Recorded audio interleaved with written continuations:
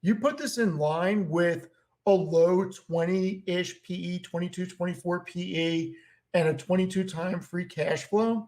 This is a company that should be trading probably realistically with even without a premium between 120 and 140. Like Right. the metrics just don't make sense.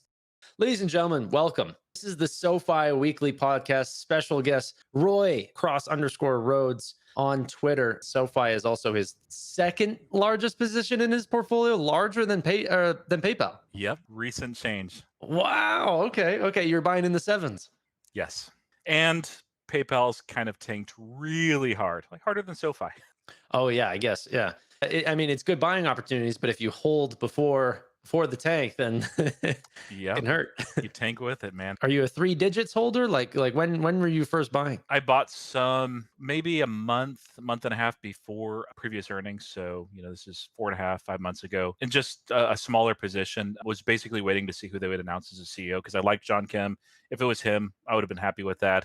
And when they announced Alex Chris, I had no idea who he was. And, of course, I saw the quarter 2 earnings. I thought were pretty expected, but the reaction, I was like, okay, I guess I'll add more. And so I added some more. And I had in mind that I'd get at least a 10% allocation. I actually did it a little bit more for PayPal. Yeah. I got greedy.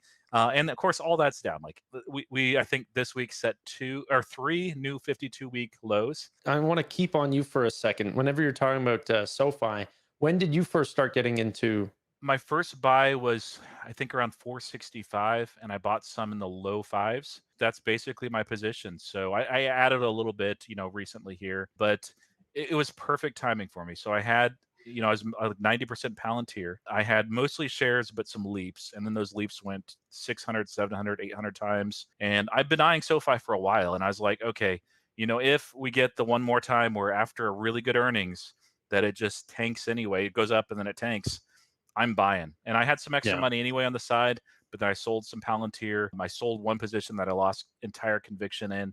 And I just was like, now's the time for SoFi. I'm loading up. And so it became my second largest position. Partly it wasn't allocation. Like it was probably third largest at that point. And then, it just, we're down some, but man, it's up a lot from, it's a great long-term company. I mean, they're executing. I would be shocked if they fell at any point.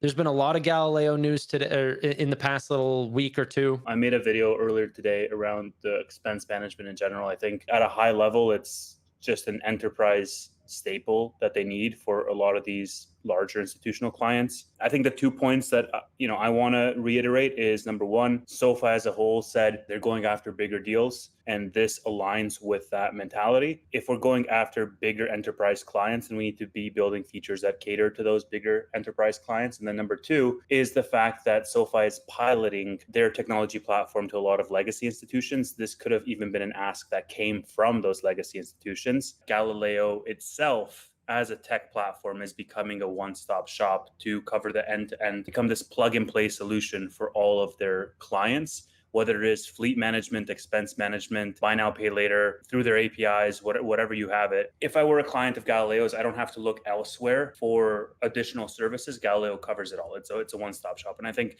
that's the main takeaway here. This is what I think Galileo's opportunity is here. They have an option where they can go after clients that potentially aren't ready to completely give up their payment processing with their existing providers, but getting a feel for Galileo's products, seeing how well they're able to catch this fraud in real time, and using that technology might make it easier for them to make a larger switch later on. And I mean, that's just the way that I see it. But I think that that's just how it's going to be. What do you guys think? I know that they've been in the pipeline for a while and looking at things with Galileo. Do we have a read on how long that takes as far as them getting a good feel of Galileo and actually onboarding from previous clients? That's something I don't know. So from what I heard, it's anywhere between 12 to 15 months for now, at least. It wasn't before. Supposedly it was much shorter than that, like 6 to 9 months. Now, supposedly the sales cycle has become so much longer that it's like a year to 15 months. And so we're seeing longer times, but hopefully much bigger clients. Is that macro driven or is that tech driven, or do we know? It's driven by the fact that these are dinosaurs you're working with, Roy. Okay, Like that makes sense. it takes Well, it is takes macro 3 as well, months, though.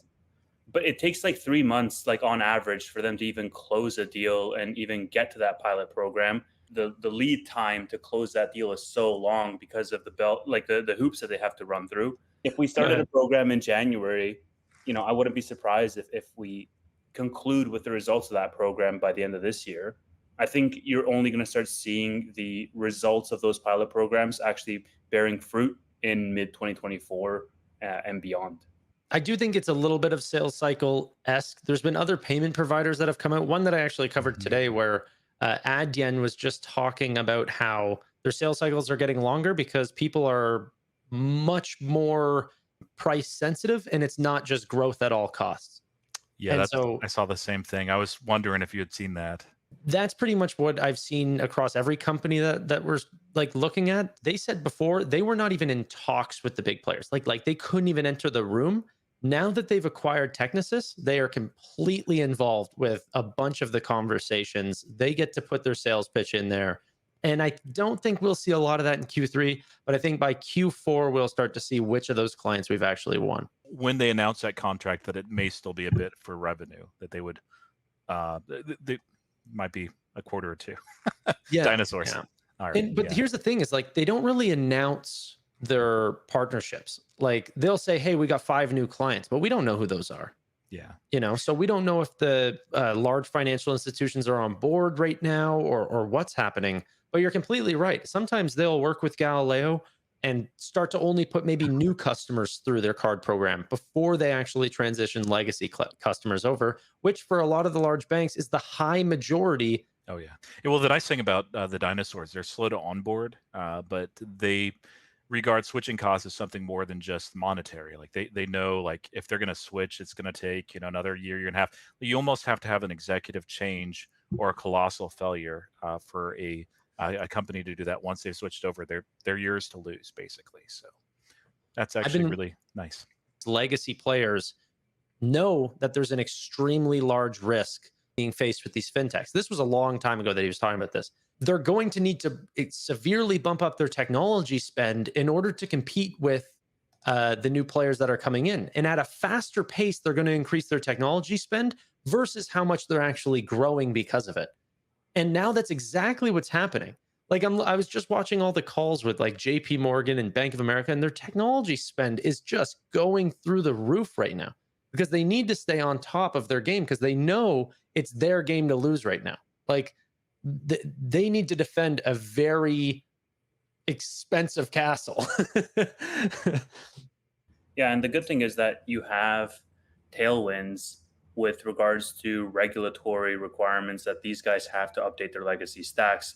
It becomes a real problem if they're on legacy stacks and there's like an outage or something. Like you are starting to affect a lot of people with, if you have downtime or if you open yourself up to that risk. And so some are proactively acknowledging the fact that they have to update their technology stack, and then others are going to be dragged forward through regulation, kicking and screaming to basically update their technology. And so it's similar, like, why would you invest in solar? Well, because over the next 2 decades, like people are going to be phasing out, gas, let's say, for cars.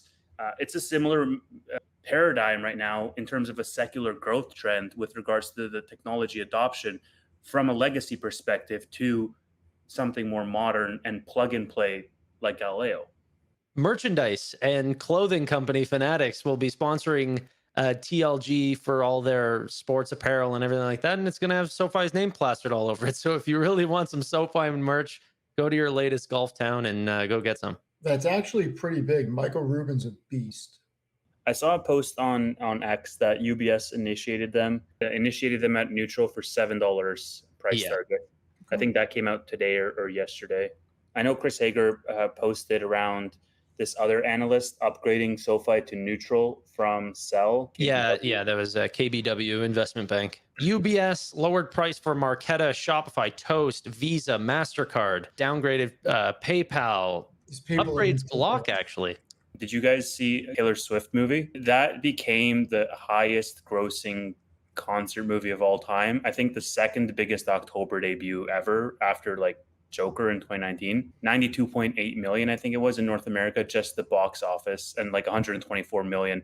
And the craziest thing is, this wasn't on the docket like 6 weeks ago. She just like, planned this super ad hoc, scraped together, minimal advertising around it. SoFi Stadium is everywhere. SoFi's logo is everywhere. She shouts out SoFi. It's just plastered all over the place. I mean, look, we talked about when The Weeknd released his album live at SoFi Stadium.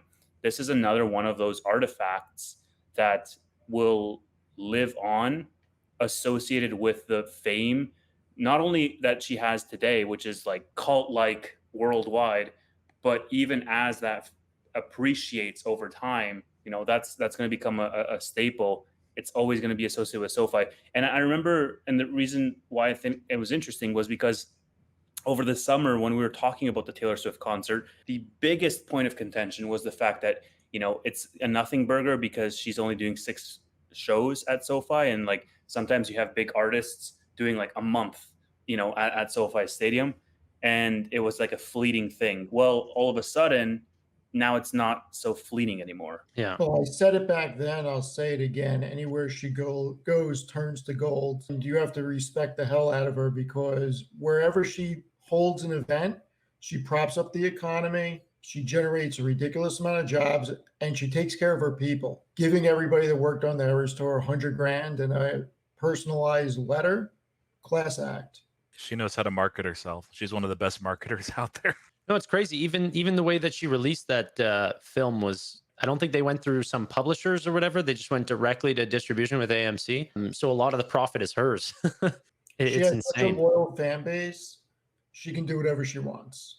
And then Beyonce's upcoming Renaissance Tour documentary is expected to have footage in SoFi as well, because she did 3 different shows there, and most of all, the show that she did on her birthday.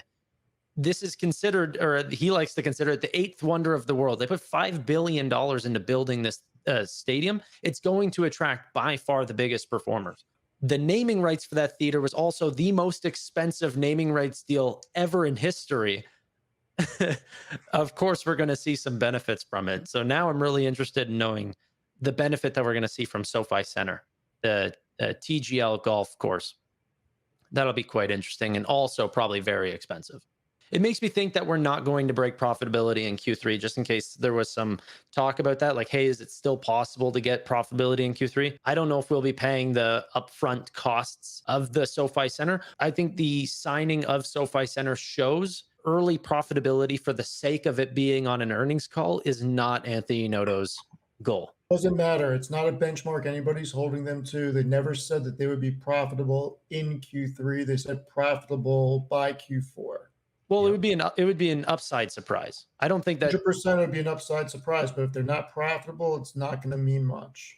Unless they come out and guide that they're not going to be profitable in Q4, then they need to have a very good excuse why. Absolutely. Yeah. That's it's inevitable at this point, and it's what everybody's counting on is Q4. So yeah, if they come out, I think we'll probably see the same pattern as we've seen in previous earnings, but Yeah. who knows? But yeah, if they come out and they say, hey, not Q4, that's not going to be pretty. that will definitely push people to think differently. But honestly, I think that the insane demand for personal loans, and knowing that we have 70% contribution profit margins on that product, will lead SoFi to profitability. SoFi hands out money like it's crazy, but that's why there's been such a slow race to profitability, is because we've got sales and marketing budgets like crazy. That being said, though, usually credit cards are some of the most profitable products for a bank, or even like other financial institutions like PayPal, for example. Credit cards can be extremely profitable. For SoFi, whenever that does turn around and they do actually get their credit under control for that product, it'll be very, very exciting. Do we want to pivot over to some PayPal? I actually looked at my buy. So I've purchased PayPal 7 times since August. My current price per share is $60.92. And going into earnings, I believe it's 11.1. I'm looking to buy more. And my goal is to get my share price down to like 58.50 or so, and try to chop like 4.5%, 5% off of it. So on a forward PE level, PayPal is trading like a freaking tobacco company. They're trading at almost just under 11 times 2023 PE, 9.4 times 2024, and 8.4 times 2025. Coca-Cola is trading at double the PE across the board. And PayPal has double the earnings growth of Coca-Cola. So you're telling me PayPal is a freaking consumer staple at this point? People seriously think something detrimental is going to happen with PayPal, yet they still have $2 billion they're allocating toward buybacks between this quarter and next quarter. It is insane what is going on, especially when you have all these analysts. This is not a small group. I think it's 44 for this year, 44 for next year, and 22 or 24 for 2025, saying that this is the earnings path for PayPal. So right now, Even out better. of those same companies, PayPal is trading at 16 times their free cash flow based on the trailing 12 number. Now, they came out last quarter and said they're going to generate $5 billion in free cash flow. When you change this to $5 billion, you're trading at 12 times free cash flow. That is insane. It validates the PE metrics. This fair value, conservative fair value, is $100 to $120.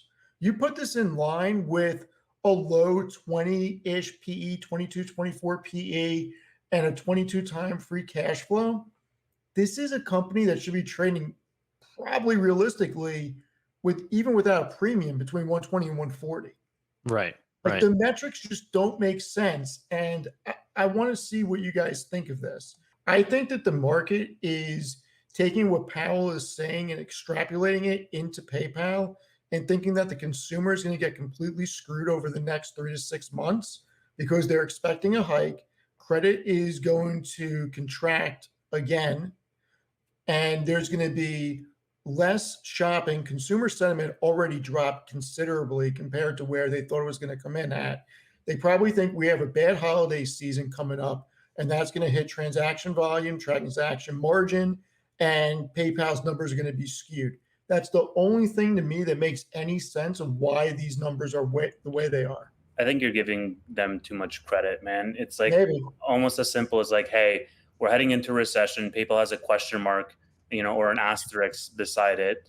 Let me just consolidate into what I deem to be safe, like the fangs basically, and ride out the storm because it's going to be less choppy than it is with PayPal, especially PayPal, because right now PayPal is like, it has a couple of quarters that are make or break. It has a new CEO. Why would I take on that extra level of risk in this environment? I think there are things going on in the back end that aren't affecting revenue right now that people know will be like a rug that gets pulled out from under the shareholders if people aren't paying close enough attention. Things look healthy at PayPal, but really they're kind of artificially being inflated because they're doing a lot of cost-cutting metrics, and that you really have to look a little bit deeper into the company's metrics of transaction margins to know that what they can't control is actually being quite diminished. If that does turn around, if transaction margins this quarter, which they're saying it's not going to, by the way, but by Q4, they're expecting it to increase again. If that increases, the stock price goes back. That's my belief. But the real reason is, what you guys have been saying. It's the 3 M's. You have margins. That's the main concern. Net margins are looking good. They've inflected. Gross margins, that's the issue right there. I do really think that it's going to inflect quarter 4. They've reiterated it's not happening on 3. So hopefully people understand that as we're going in. I'm trying to help get out the word. Hopefully analysts actually know that as well. Yeah, they're doing a couple of things. Really, there's some reasons for that. I broke down an article for that as well. But yeah, quarter 4 is likely, and if it doesn't happen quarter 4, it needs to happen quarter 1. Otherwise, I'm going to probably take some off the table. But yeah, margins. We have macro. That's a large concern right now, and that's a strong bear case that if we have a global recession or World War III, or both, I guess, at the same time. I don't think that those are happening. That'll hurt PayPal. It's a global enterprise. And then matchups, so the competition that they have. That's a lesser bear case. So there's plenty of this to go around, and really the competition is not nearly as severe as people think. It's really margins and macro, but competition plays into that narrative a bit. There's a few other things that do as well, but once that narrative switches, we're going to see the opposite price action for PayPal at some point. Everything else could be absolutely fantastic. And if margins miss and they don't mention inflecting in Q4, it doesn't matter. That's the thing that matters absolutely the most. Alex Chris is also a question mark on the stock right now. Oh. Like, yeah, he has a good tenure, he has a good sort of repertoire or whatnot, but he could come out on the first call in a couple of weeks, or 2 weeks, and just say something stupid or something that's tone deaf, and that could rub analysts the wrong way. It could rub institutional retailers wrong. Like, it's a Would question. rub me the wrong way. Pinterest. Sure. If he mentions Pinterest, I was like, oh There you man, go. what are you doing? There you go. And that's so it's just the more uncertainties you stack on top of this thing, the more it's going to get beat down as a result. I'm shocked that they're not getting acquired by somebody at these levels. I mean, it's a deal that finances itself. Dude, It I don't think nobody adds, wants to make an acquisition going into 2024. Like, who want? Like, did you but hear now's earnings? the time when you look at what you're paying for this company's earnings, for this company's portfolio, for the revenue it generates. I know, Steve, but like, barring Apple and Google, like, nobody has the amount of cash on hand to fund that acquisition and have a healthy margin of safety when it comes to uncertainty. If there's some type of geopolitical conflict, if there is a global recession, like Tesla that has 20 something billion dollars in cash is putting the brakes on their Mexico plant until they see this smooth out. And you're like, well, wait a minute, a gigafactory costs like 1 billion, 2 billion. You have like 20 billion. The point is that people would rather be overly cautious going into this uncertainty than be aggressive. Management does a lot for a business, and having young blood inside a what people would consider like a quasi legacy player is going to be quite exciting. Since 1963, you need 5% unemployment to have a recession follow within 6 to 12 months. Now, I'm not saying that can't happen, but when you look at the CME Group FedWatch tool, and you start looking at the percentages of when a pivot's going to come and what rates are going to hit, they actually have somewhat of a decent chance of increasing rates at the December meeting. I think it's like 32%. The pivot looks like it's coming May, June 2024. Call me crazy, but unless something drastic happens, I don't think we're going into a recession. I really don't. Like, unemployment's just not there. It would have to be Fed induced. It would have to be Fed induced. Like, they would have to increase rates to where something breaks. You need people laid off. You need people not spending money. People are still spending money. Like, that is what's going to cause a recession.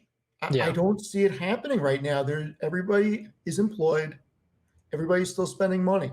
Whether if it's cash or on credit with a remaining balance, money's still getting spent. Chris Patel had this really interesting post earlier today, basically saying that there's a series of events that's going to transpire over the next 12 months. And it's going to start with the big tech earnings that are coming up next week around many of these CEOs, similar to Elon on Tesla, sparking fears and then leveraging those macroeconomic fears to have more rounds of layoffs, similar to what we had towards the end of 2022 and starting 2023, where we had just round after round of layoffs. And then from there, you're going to get less spending. And that's when you're going to see shocks in housing. I think if, in fact, Chris is right, and over the next 2 weeks, if we have big tech earnings and these CEOs start to say, well, the economy is going to be really bad and we might have to do layoffs, then all of a sudden rates might be cut sooner than we expect. So you can see on the left-hand side there, the Fed meeting dates, and then whatever the rates are, what the probabilities will be, with the color coding of blue and whatever that is, green or yellow, as the higher probability ones. And what you'll see is in May, on the May 1st meeting, the probability increases on the 500 to 525. It's 25%. And then that also increases the next month to 32.6% in June. And then the highest in July at 34%. So you can see the sliding scale that Steve is talking about around rates starting to be cut in the summertime or at the very start of Q2. Also, the amount of money that the U.S. is spending on debt is almost as big as the military industrial complex now. Like, at some point, these guys got to sit there and say, okay, what's more important, our egos or the good of the country? Because I got news for everybody. 3% inflation, while it may sound scary, so you're paying $103 instead of $100. I would rather pay $103 than $100 and people lose their jobs. Yes. Yeah, look, I think the short-term fear is around the geopolitical conflicts, which drive oil up and then drive inflation up. But look, I think at the end of the day, you're going into an election year. There's no politician that wants to have a shitty economy going into an election, and that's going to put pressure on the Fed, right? Nobody, no, doesn't matter what side of the aisle you're on, nobody wants to go into an election with a bad economy or a restrictive economy. People want to go into an election with a booming economy. That's one of the great things about having split branches, where the exec is one and the other houses are the other, or the house is the other. Yeah, you have incumbents running on both sides of the aisle, and so they'll do what they need to do to keep this thing going. They're going to have to cut probably sooner than they expect. I just hope it's not on after they actually break something in the economy, which they could. Well, I honestly think there is like a real opportunity for soft landing. I don't think that the retail, like looking at retail consumer debt and these sorts of things, that they're going to last as long as the Fed thinks they are. I don't think we can stay high as long as they think, like as what that chart says, for another year. Like, you can't print your way out of it. You need to have restrictive. Janet But Yellen you also coming have out. to tell people that that's what's going to happen, so then they know to slow down themselves. Don't buy the newest iPhone. Like you need some sort of activity that has people a little bit worried that it's going to be that bad. That way, then they can actually pivot without people quite being already moving to make those purchase decisions before anything's even changed. They can't have inflation start to rush back up after they say, you know what, things are fine. I think that cuts both ways as well, because it becomes a vicious cycle where people won't spend because they know that times are tight, even though they might be able to afford, a little bit more discretionary spending. But the thing that I will say from a consumer but it's not happening though. We're going times are tight, and people are like, all right, I'll put it on the card. Okay, look, Tannor, I think from a consumer sentiment perspective, you won't see it, but when you do see it, it's too late, because it's, let's say, unsustainable right now for me to have the percentage that I pay on my mortgage, and I'm going net negative a little bit every single month. And it becomes a runway effect of how many months can I keep that up? And so you won't see it until it breaks. And then I'm screwed because my credit cards are maxed out. I have debt. And then I am forced to start selling things. It's not like it's going to be a gradual decline. It's going to be flatline and then a cliff. But I was going to say something about mortgages, because it is just infuriating when people say, well, the average interest rate has been 5% for the past 40 years. Yeah, okay. But at the same time, money markets back in the 80s were 17, 18%. It was a different era. Things did not cost as much, and you didn't have a period of free money. You can't go from a period of free money to the quickest hikes in 4 decades and then expect walls of debt, when they mature, to be able just to be financed at rates that are 4, 5, 6x. When companies built their models and they borrowed capital at 2 or 3%, they may not have figured in, I'm going to have to refi at 7 or 8%. And that is going to destroy small, medium-sized businesses. And that's not good. And it's not good for the economy. It's not good for the country. The other thing I'll say, just to build on that, Steve, when people make this argument, oh, well, we had high rates before. Yeah, when you had high rates in the 80s or 70s, the federal debt servicing was negligible. Mm-hmm. And now it's just, you're in this death spiral where you can't get out from a federal level because of the high rates. It costs so much to service that debt. So a fun thought experiment. If we need basically a CEO of the country, we could take any other leader from the private market. Who would you pick? I mean, you guys can all guess mine. I would say Tim Cook. Tim Cook, the logistics manager. Yeah. Oh my God. Okay. He's good at managing a massive company. I wouldn't want someone that's too crazy, outlandish, or too outspoken. Noda would cause a war. Elon Musk would cause a war. Well, Tevis, who do you got? No, I got Elon simply because of. So I'm almost done finishing the Walter Isaacson biography, and Jamie Dimon would be another good one. Jamie Dimon would be a good one. He's one of the most, if not the most, mission-driven CEO that I've ever encountered. Pairing that mission-driven attitude with this crazy tolerance for pain and working around the clock and just breaking all the problems down to first principle components. How much of this stuff can we delete? And then what do we need to add back because we've deleted too much? Optimization on steroids. And I think that that is something that just that way of thinking paired with the work ethic, paired with a mission-driven attitude would be, a good choice. Just Going for operational efficiencies, I was thinking Toby Lucky. Jamie Dimon, I think. I mean, he has a clear pulse of the economy. The other thing is he has a way of executing while sounding incredibly bearish. And if you want a certain amount of optimism, but you want people to actually kind of second guess, okay, do I really want to spend like crazy and just run my budget? He knows how to run a budget. He's been working with a massive company for a long time, and he'd be an amazing fit. Second, actually, I don't think he would cause a war. You wouldn't give him those powers, and you would. But it's Anthony Neto. Like he's just an executor. He's very competent. He's very good at turning around things, pivoting, planning ahead, and really building a team and recruiting other excellent leaders, because you can't do this on your own. But Noto is just somebody I absolutely trust. Alex Karp. No, Karp. I love Alex Karp, but no, not as a CFO of the country. No. Gary Sternlich is number 1 for me. Ken Langone is number 2. Jamie Dimon number 3. Noto 4, and Peter Thiel 5. Sternlich has been right the entire time for the past year and a half on inflation and everything on the economy. Guy's a stallion.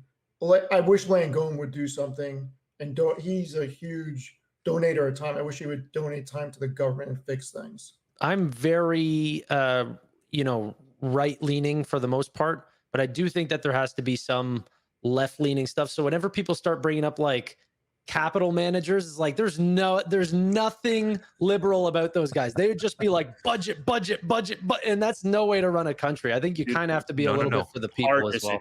Yeah, go ahead, Tevis, and I'll jump in. I want to know this. Like the state of affairs in the US, you need to be at a place where you need to take your medicine at this point. You can't just have more spenders. The US has a spending problem. The US is like shopaholics personified, they just spend their way, when they're stressed, they spend their way out of problems. It's just a mess. You cannot have a leader who panders to certain groups and who just spends even more. Like, sure, later on down the line, once the economy is fixed, sure, you can have more sort of liberal, expand social programs and increase quality of life and all that stuff. But right now, the dire situation, the fire, so to speak, needs a strict budget control leader. Ladies and gentlemen, thank you all so much for watching. We'll see you guys later. Thanks, y'all.